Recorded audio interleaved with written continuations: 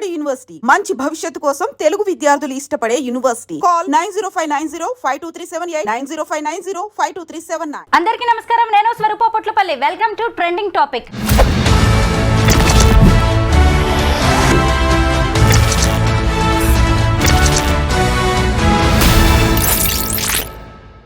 ఓ అమ్మ తినిపించే అన్నాన్ని, గోరుముద్దల్ని పిల్లలు ఎంత ప్రేమగా, ఇష్టంగా, నమ్మకంగా తింటారో మనందరికీ తెలిసిందే కదా.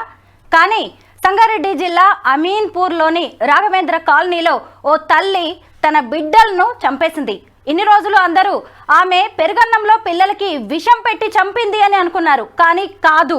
ఎందుకు అంటే ఆ పిల్లల డెడ్ బాడీస్కి పోస్ట్ మార్టం చేసిన గాంధీ వైద్యులు పెరుగన్నంలో ఎట్టి పరిస్థితుల్లోనూ విషం కలవలేదని, వాళ్ళని ఊపిరాడకుండా చేసి చంపారు అని పోస్ట్ మార్టం రిపోర్ట్ ఇవ్వడం అనేది జరిగింది.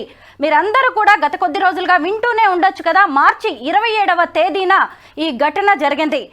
అలాగే చెన్నయ్య, రజిత వీళ్ళిద్దరూ కూడా భార్య భర్తలు. వీళ్ళిద్దరికి 13 ఏళ్ల క్రితం పెళ్ళైంది. వారికి 3 పిల్లలున్నారు. పెద్ద అబ్బాయి సాయి కృష్ణ 12 ఏళ్ళు, ఆ తర్వాత ఒక పాప మధుప్రియ 10 ఏళ్ళు, ఆ తర్వాత గౌతమ్ అని 8 ఏళ్ల పిల్లలు. 3 కూడా ఎంత చక్కగా ఉండేవాళ్ళో. చిన్న కుటుంబం, చక్కగా ఉండే కుటుంబం. కానీ ఈ మధ్య వారి మధ్యలోకి ఇంకొక వ్యక్తి ప్రవేశించాడు. అతనే శివ.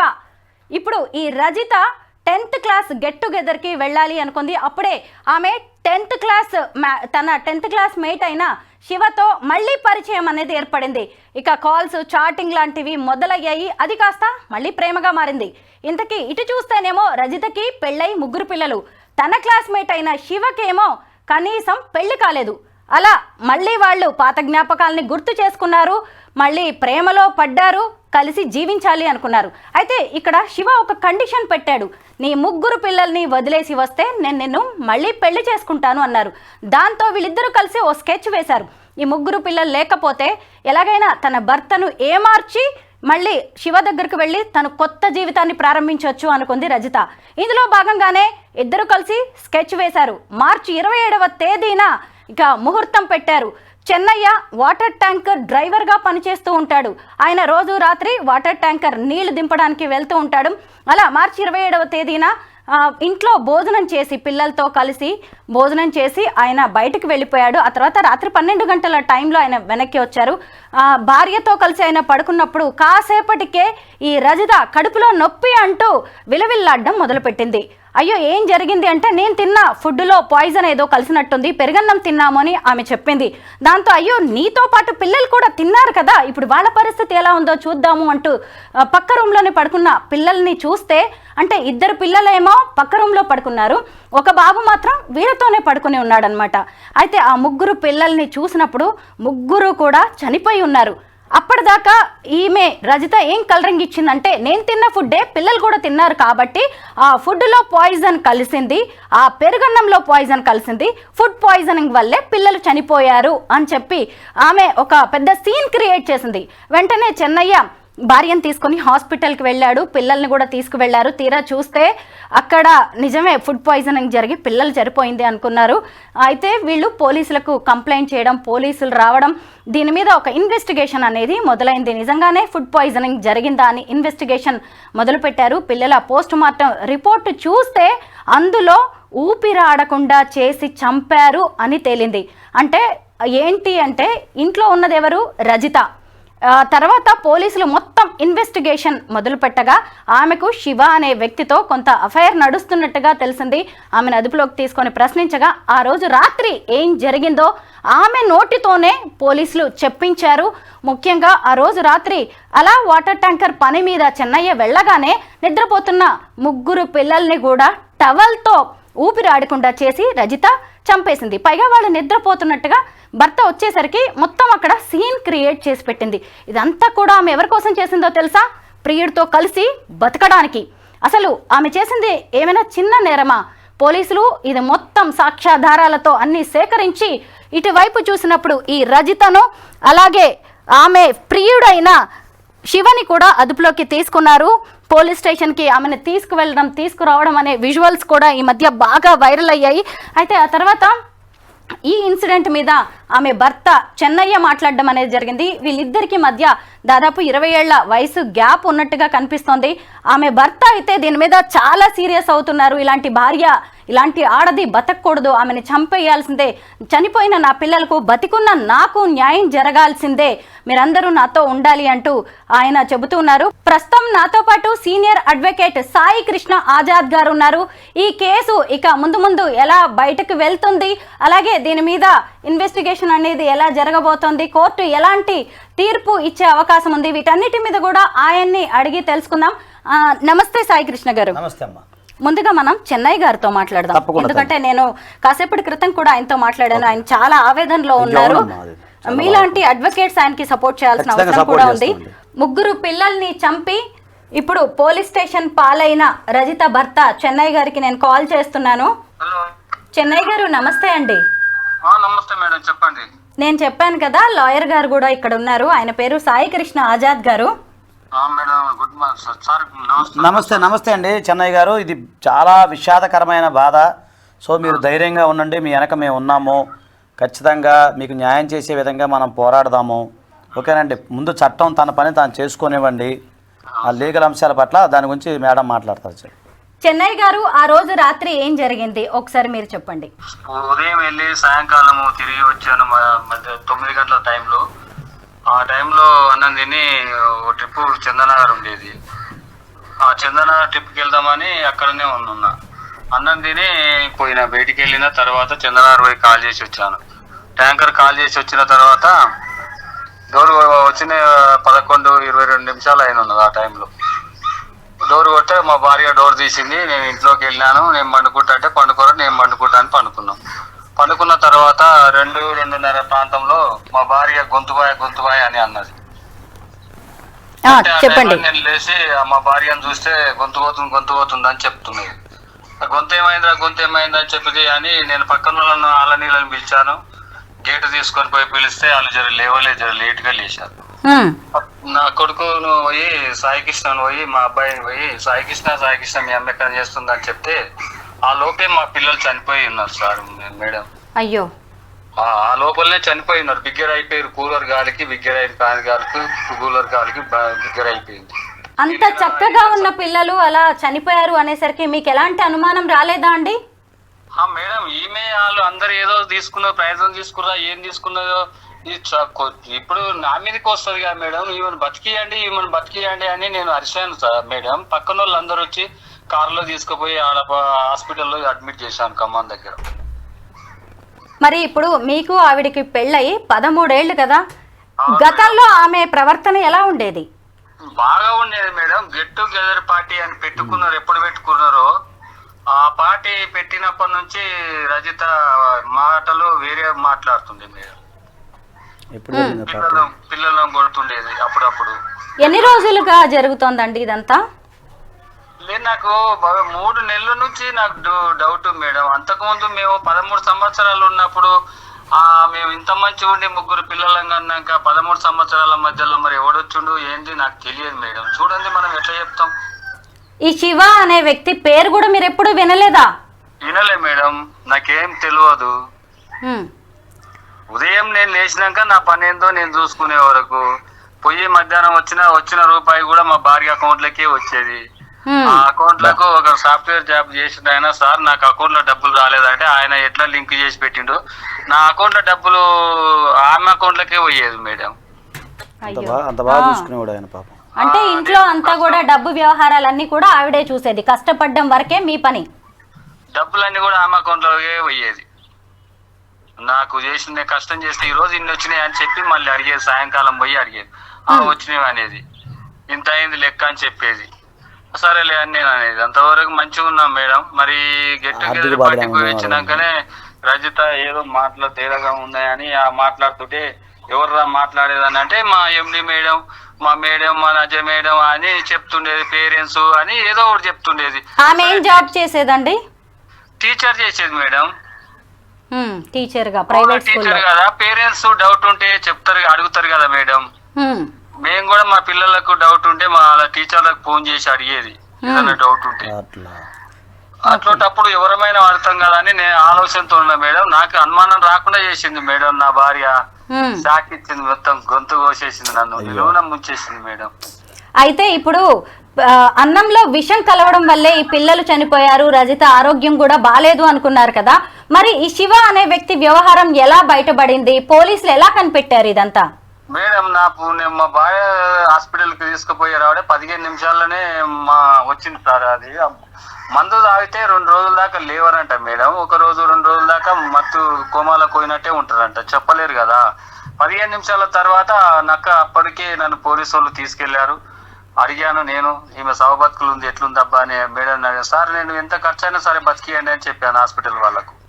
వాళ్ళు చేశారు, అలా ప్రయత్నం వాళ్ళు చేశారు, ఆమె బతికింది. ఆ బతికినందుకే నాకు శిక్ష పడలే మేడం. నేను చేయలేదు తప్పు, ఆ తప్పు నా భార్యనే చేసింది, ఆమెనే చేసింది. ఆమె ఏం చేసింది, ఎట్లా చేసింది కూడా నాకు తెలియదు. చూడండి నేను ఎంత చెప్పాలి మేడం. పిల్లలు ముగ్గురిని ఎందుకు చంపాల్సి వచ్చిందండి? ముగ్గురిని ఎందుకు చంపాలంటే ఆమెకు తెలియాలి మేడం. నాకు ఎట్లా తెలుస్తుంది? నాకు తెలిస్తే నేను ఇంతవరకు నా పిల్లల్ని నేను బతికించుకోలేకపోయినా. నిజమే, కరెక్టే. ఇప్పుడు ఇంతకీ ఆస్తి కోసమే ఇదంతా చేసిందంటారా? ఆస్తి ఎంత ఉందండి మీకు? నాకు 4 ఎకరాలు భూమి ఉంది, 2 ప్లాట్లు ఉన్నాయి, ట్రాక్టర్ ఉన్నది, ఇల్లు ఉంది, అన్ని ఉన్నాయి అమ్మ నాకు. అబ్బా, ఆర్థికంగా అన్ని విధాలుగా చక్కటి కుటుంబం అండి. అటు ఆమె ఉద్యోగం చేస్తుంది, మీరు చక్కగా వాటర్ ట్యాంక్ పని చేస్తున్నారు. 6,000 జీతం 7,000 జీతం మేడం ఆమెది. ఏం చదువుకుందండి ఆవిడ? ఇంట్లో ఉండలేకపోతున్నా అని పోయి ఆమె 6,000 7,000 జీతం, ఆ జీతం తెచ్చినా నాకేం ఇవ్వపోయేది. నేను రోజుకో 3,000 4,000 సంపాదన సంపాదించుకునేది ట్యాంకర్ మీద. నేను ఉన్నది చెప్తున్నా. నేను కొన్న ఆస్తులు ఆమె పేరు మీద చేపిస్తే నా పరిస్థితికి గతికి తెచ్చింది మేడం. చెప్పండి, మీరే న్యాయం చేయాలి. నేనే కొనిచ్చిన ఆస్తులు ఈమెకు. నాకు 2వ మ్యారేజ్ మేడం, నాది ఉన్నది చెప్పాలా కుల్లా. నేను ఫస్ట్ మ్యారేజ్ మా భార్య డెలివరీ కాక చనిపోయింది. అయ్యో. ఈ అమ్మాయిని చేసుకున్న తర్వాత ఈ అమ్మాయిని ఇయ్యాలంటే నీకు ఆస్తి పెట్టాలన్నారు. ఆస్తి పెట్టాను 2 ఎకరాల. 2 ఎకరాలు పెట్టినాక 2 ప్లాట్లు కొని పెట్టాను మేడం. ఆమె పేరు మీదనే పెట్టాను. నాకు వద్దులే, ఉన్న కాడికి చాలు, ఓ బండి ఉంది, నాకు 2 ఎకరాలు ఉంది అని ఆమె పేరు మీద 2 ఉన్నాయి, నా పేరు మీద ఉన్నాయి కదా అని పెట్టాను మేడం. నాది తప్పా మేడం? తప్పేం లేదండి. పిల్లలు ఉన్నారు, 3 పిల్లలు ఉన్నారు. నాకున్న ఆమెకి పిల్లలకే పోతుంది, భార్యకున్న పిల్లలకే పోతా అనుకున్నాను. నా భార్య ఇట్లోటి చేతాలు చేస్తాను నేను ఊహించుకోలేకపోయినా మేడం. నేను కరెక్ట్, ఎవరు ఊహించరండి, నిజమే. పిల్లల్ని ఎలా చూసుకునేది తను? పిల్లలను కూడా మంచిగా చూసుకునే మేడం. చిన్నప్పటి నుంచి మంచిగా చేసి ఈ గెట్ టుగెదర్ పార్టీ ఎప్పుడు పోయిందో ఆ పార్టీ నుంచి వచ్చినాక పిల్లలను కసరించుకుంటూ వైర్ ఏది ఛార్జింగ్ వైర్ ఉంటే ఛార్జింగ్ వైర్ తోని కొట్టేది. పిల్లలు చెప్పుకొని నాకు ఏడ్చేది. అప్పుడు చెప్తే అరే గట్ల కొట్టకురా పిల్లలని వాళ్ళ అమ్మ నాయనకి చెప్పి కూడా మందగిచ్చాను. ఎందుకు కొడతావు, ఈ చెప్తే ఇంటలేరు, బయట ఆడుతురు అని. ఆడుకునే టైంలో ఆడుకుంటారు కదా మేడం. అవును. వాళ్ళని బయటికి వెళ్ళనీయకుండా కొడుతుండేది ఒక్కొక్కసారి. ఓసారి ఏమో మంచిగా చూసుకునేది, బాగా చూసుకునేది. అవును, అట్లా చేసింది మేడం. నాది ఏమన్నా తప్పుందా మేడం? అయ్యో ఏం లేదండి, మీరెంత మంచి భర్త, మీరెంత మంచి తండ్రి అనేది అర్థమవుతుంది. 49 సంవత్సరాలు ఉన్నా నేను వాస్తవం కాడికి చెప్పాలంటే ఇప్పటి వరకు మందు తాగలే. చెప్పండి మేడం, నాదేమన్నా తప్పుందా? లేదండి, లేదు. ఆ ఆస్తులు చేయడం తప్ప? నా భార్యను చేసి, నా భార్య దాన్ని చేశాను. నా గుండె కోసి దానికి ఇచ్చాను మేడం. గుండె కోత మిగిలిచ్చింది. నిజమేనండి. అసలు ఆ పిల్లలు ఎంత అల్లాడిపోయి ఉంటారు కదా మేడం. ఆ పిల్లల చంపబుద్ధి అవుతుందా? ఎలా అవుతుందండి? 9 మాసాలు మోసి కన్న తల్లి కదా పిల్లల్ని అంత 12 ఏళ్ళు 10 ఏళ్ళు 8 ఏళ్ళు పెంచిన తల్లి. ఎంత బాధాకరం అలాంటి వాళ్ళకి. అసలు వింటుంటే నెల రోజులలో వాళ్ళిద్దరిని ఎన్కౌంటర్ చేయాలి మేడం. ఇట్లోటోళ్ళు మళ్ళీ భూమి మీద ఉంటే ఇంకోటి తప్పు చేస్తారు మేడం. మీరు ఏమన్నానండి, నాకు న్యాయం చేస్తారని నేను మీకు మీడియా వాళ్ళకి దండం పెట్టి చెప్తున్నా. మీ కాళ్ళైనా మొక్క అంటే మొక్తా గానీ నా పిల్లలకు అన్యాయం జరిగింది, నాకు అన్యాయం జరిగింది, న్యాయం చేయండి మాకు. నిజమేనండి, మీకు ఈ రోజు జరిగిన అన్యాయం, ఆ బిడ్డలకి జరిగిన అన్యాయం గురించి తెలుసుకునే ఈరోజు సీనియర్ అడ్వకేట్ లాయర్ గారు సాయి కృష్ణ గారు వచ్చారు మాట్లాడడానికి. మీలాంటి వాళ్ళకి ఖచ్చితంగా ఆయన సాయంగా ఉంటారు. మీరు లైన్ లో ఉండి కూడా ఆయన మాటల్ని వినొచ్చు. నేను కాసేపు ఆయనతో ఇక ఈ కేసు లీగల్ గా ఎలాంటి టర్న్ తీసుకోబోతుందో తెలుసుకుంటాను. మీరు లైన్ లో ఉండండి. చెన్నై గారు, ఆజాద్ గారు విన్నారు కదా, చెన్నై గారు ఎంత ఆవేదనలో ఉన్నారో. వాళ్ళిద్దరిని ఎన్కౌంటర్ చేయాలని ఆయన డిమాండ్ చేస్తున్నారు. ఈ కేసు విషయంలో వాళ్ళకి ఎలాంటి శిక్ష పడే అవకాశం ఉంది? నేను అనుకుంటా ఇలాంటి సేమ్ సిచ్యువేషన్ తమిళనాడులో జరిగిందండి సేమ్ సిచ్యువేషన్. ఆమె కూడా ఇట్లా లవర్ని వెళ్ళి చేయటం, తర్వాత ఇద్దరు పిల్లలు ఆ అమ్మాయికి. సో ఆ ఇద్దరు పిల్లల్ని చంపేసి భర్తను వదిలిపెట్టి భర్తను కూడా చంపాలని ప్లాన్ చేసింది. ఆ రోజు లక్కీగా భర్త ఫోన్ చేస్తే ఆయనకి ఆఫీసులో వర్క్ ఉందని చెప్పేసి అతను రాలేకపోయాడు. అతను చంపేసి వెళ్ళిపోదామని ఆలోచనలో ఉన్నారు. సరే అతను ఎంతసేపటికి రాకపోయేసరికి ఆమె వెళ్ళిపోయింది. పొద్దున చూసేసరికి ఫ్యాన్లు అన్నీ తిరుగుతున్నాయి, లైట్లు అన్నీ తిరుగుతూ ఉన్నాయి. ఏంటి అని చెప్పి అతను తలుపు బద్దలు కొట్టుకుని లోపలికి వెళ్తే ఇద్దరు పిల్లలు చనిపోయి ఉన్నారు. సో ఆ విషయంలో ఆమెకి క్యాపిటల్ పనిష్మెంట్ పడింది, ఉరిశిక్ష పడింది. ఉరిశిక్ష పడింది, తర్వాత లవర్కి లైఫ్ పడింది అనమాట. సో నాకు తెలిసి నేను ఇది చూసిన తర్వాత నాకు రెఫరెన్స్ చేస్తే ఆ కేసు బయటపడింది. ఇప్పుడు ఈ కేసులో కూడా శివ రజిత ఇద్దరికి శిక్ష పడే అవకాశం ఉంది కదా? ఖచ్చితంగా ఉందండి. ఎందుకంటే ఇక్కడ చిన్నపిల్లలను చంపడం అనేది పోక్సో యాక్ట్ కింద కూడా వస్తుంది. అదొకసారి మనం చూసుకోవాలి. తర్వాత ఉద్దేశపూర్వకంగా చంపటం విత్ ఇంటెన్షన్, ఒక దురుద్దేశపూర్వకంగా చంపాలన్న ఉద్దేశంతో దీన్ని కల్పబుల్ హోమ్సైడ్ అంటారు మన లీగల్ భాషలో. చంపాలని ప్లానింగ్తో ముందు నుంచే ప్లాన్ చేసుకుని ఎలా చంపాలి ఏంటి ఇవన్నీ ప్లాన్ చేసి ఆమె చంపేసిన తర్వాత మళ్ళీ యాక్టింగ్ చేయటం ఇవన్నీ కూడా ఏంటంటే ఆమెకు తెలిసే చేసింది ఇవన్నీ ఉద్దేశపూర్వకంగా. ప్లస్ అతను ఎవరైతే శివ అన్న అతను ఎవరైతే ఉన్నారో అతని ప్రోత్సాహంతో ప్రోదాలభంతో చేసింది. ఖచ్చితంగా ఏంటంటే ఆమెకు క్యాపిటల్ పనిష్మెంట్ ఇందులో ఖచ్చితంగా పడుతుందండి. కాకపోతే మన ప్రాసిక్యూషన్ వారికి ఎవరైతే ఇన్వెస్టిగేషన్ ఆఫీసర్స్ ఎవరైతే ఉంటారో వారికి మనం ఖచ్చితంగా సపోర్ట్ చేయాలి. జాగ్రత్తగా వాళ్ళకి ఎవిడెన్స్ అంతా మనం చూడాలి, దగ్గర నుండి చూసుకొని చేస్తే ఖచ్చితంగా ఆమెకి నాకు తెలిసి నేను చూసిన దాన్ని బట్టి చూస్తే ఆ కేసుని తమిళనాడు కేసుని రెఫరెన్స్ చేసుకుని చూసినట్లయితే క్యాపిటల్ పనిష్మెంట్ ఉరిశిక్ష పడే అవకాశం ఉంటుందండి. ప్లస్ ఇంకేంటంటే చిన్నపిల్లలు కాబట్టి పోక్సో యాక్ట్ కాబట్టి దీనికి సపరేట్గా సంబంధించిన వేరే కోర్టు ఉంటుంది అనమాట, పోక్సో సంబంధించిన విచారించేది బాలాలకు సంబంధించింది. సో అది కూడా తొందరగా అయిపోయే అవకాశం ఉంటుంది. మిగతా కేసుల్లాగా కాకుండా తొందరగా మనకి 6 months 8 months 1 yearలో ఇది ఇన్వెస్టిగేషన్ అంతా కంప్లీట్ అయిపోయి తొందరగా కేసు క్లోజ్ అయ్యే అవకాశం ఉంది. ఆ సందర్భంలో నేను ఆయనకి చెన్నై గారికి ఎలాంటి న్యాయ సహాయం అయినా సరే నేను ఖచ్చితంగా అందిస్తాను. దాని ద్వారా ప్రాసిక్యూషన్ వరకు మనం సపోర్ట్ చేద్దాము. అలాగే ఇంకేదైనా అవసరమైతే ఆయనకి ఇంకేదైనా ఇన్వెస్టిగేషన్లో ఏదైనా డౌట్లు ఏమైనా ఉన్నా కూడా నా వంతు కర్తవ్యంగా నేను అందిస్తాను. ఎందుకంటే అసలు గుండె తరుక్కుపోతుందండి. ఎంత ఘోరం, ఎంత యాక్టింగ్ చేయటం, అసలు చంపేటప్పుడు ఎట్లా అనిపిస్తుందండి, చన్ని పెంచి వేసేటప్పుడు వాళ్ళకి ఊపిరాడకుండా చేయటం కొంచెం కూడా ఆలోచన లేదండి. లాయర్ గారు చూడండి అసలు ఎంత ప్లాన్ వేసిందో. భర్త అలా వెళ్ళాడు, ఆ తర్వాత పిల్లలు పడుకున్నారు, వాళ్ళని ఊపిరాడకుండా చేసి చంపడం, ఆ తర్వాత ఆమెకు కూడా హెల్త్ బాగాలేనట్టుగా విషం కలిసినట్టుగా. అంటే భర్తనే కాదు పోలీసుల్ని, కోర్టుల్ని, చట్టాలని అన్నిటిని కూడా ఫూల్స్ చేయాలనుకుంది. అంత అమాయకంగా ఉన్నారు జనం అని ఆమె అతి తెలివిగా ఆలోచించింది. చంపేటప్పుడు ఆ పిల్లలు అల్లాడుతుంటే కాళ్ళు చేతులు పెరుగులాడుతుంటే ఎంత తల్లి హృదయం ఉంటుందండి, ఎంత తల్లి హృదయం ఉంటుందండి. ఒక చిన్న పిల్లోడి కంట్లో నలకబడితేనే మనం విలవల్లాడిపోతాం, వాడికి దగ్గు జలుబు నైట్ అంటే మనం అల్లాడిపోతామే. అలాంటి పరిస్థితుల్లో ఆమె అలా అంటే అసలు ఎలా అనిపించింది అది అంటే ఆ రకమైన పైశాచికత్వము. ఆ కథ నాకు తెలిసి ఈమెకి ఇతను చెప్పిందని బట్టి చూస్తే బాగా చూసుకుంది పిల్లలు అంటున్నాడు. ఈ 3 నెలలే మార్పు వచ్చింది అంటే మెయిన్ ఆ శివ అన్న అతనే బాగా ఆమెకి ఇంజెక్ట్ చేస్తున్నాడు అని నా డౌట్. రోజు వద్దు వదిలించుకో మనం వచ్చేసే నువ్వు వచ్చాయని చెప్పి అతను ఆమెను ఒక ట్రాన్స్లోకి తీసుకెళ్లాడేమో అనిపిస్తుంది నాకు. ఖచ్చితంగా అతను కనుక ఇన్వెస్టిగేషన్ గట్టిగా చేస్తే మొత్తం బయటకు వస్తుంది ఇంకా. ఎందుకంటే అతను చెప్తున్నారు కదా ఆయన చెన్నై గారు, ఎందుకంటే మాట్లాడేటప్పుడు ఏదో టీచర్స్ అనో లేదా ఇంకేదో వంక పెట్టుకుని మాట్లాడుతూ ఉంది. అతను ప్రతిదీ అప్డేట్ చేసుకుంటా ప్రతిదీ కూడా అతను ట్రాన్స్ చేస్తున్నాడు. ఆమెను ఒక ట్రాన్స్లో తీసుకెళ్ళిపోతాడు, ఒక ఊహాజనితమైన లోకాలకు తీసుకెళ్ళిపోతున్నాడు. నువ్వు 2వ వివాహం చేసుకున్నావు, 2వ ఆయన్ని పెళ్లి చేసుకున్నావు, నన్ను చేసుకుని ఇట్లా ఉండేదేమో ఒక రకమైన ట్రాన్స్లోకి తీసుకెళ్లేసరికి ఆమె నిజంగానే ఆ ఊహాలోహానికి వెళ్ళిపోయి పిల్లలు నా పేగు బంధం అనే ఆలోచన మర్చిపోయిందేమో అని నేను అనుకుంటున్నాను. నేను సైకలాజికల్గా గమనించింది అయితే అది. సార్ పోలీసు వాళ్ళు గట్టిగా త్వరగా ఇన్వెస్టిగేషన్ చేస్తే మొత్తం నిజాలన్నీ బయటకు వస్తాయండి. దీనికి సంబంధించి ఆయనకి ఎలాంటి న్యాయ సహాయం అయినా సరే మనం ఖచ్చితంగా సపోర్ట్ చేయాలి. సాయి కృష్ణ గారు, అసలు చెన్నయ్య గారు తన భార్యను ఎంత నమ్మారో, ఎంత ఇష్టపడ్డారో, ఎంత ఇంపార్టెన్స్ ఇచ్చారో ఆయన మాటల్లోనే మనం విన్నాము. పొలం పెట్టారు, అసలు ఆయనకు వచ్చే డబ్బంతా కూడా ఆమె అకౌంట్ లోనే పడుతుందంట. ఆమె ఏది చెప్తే అది నమ్మారు ఆయన. పైగా ఇప్పుడు పిల్లల్ని ముగ్గురిని ఆ తల్లి చంపేసిందంటే మనకే అసలు గుండె తరుక్కుపోతుంది.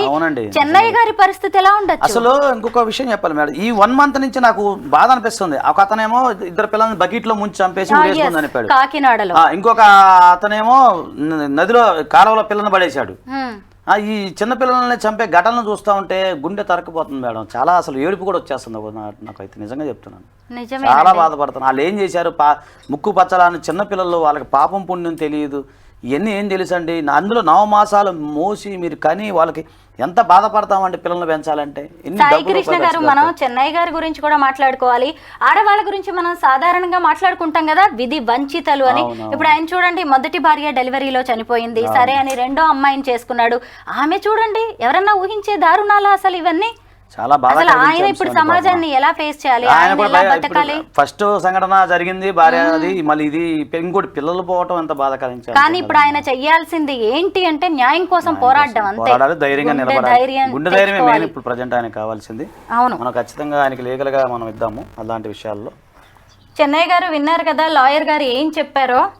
విన్నాను మేడం, థ్యాంక్ యూ సార్. మరి థ్యాంక్ యూ. మీకు గుండె ధైర్యం ఇస్తామండి మీకు ఖచ్చితంగా.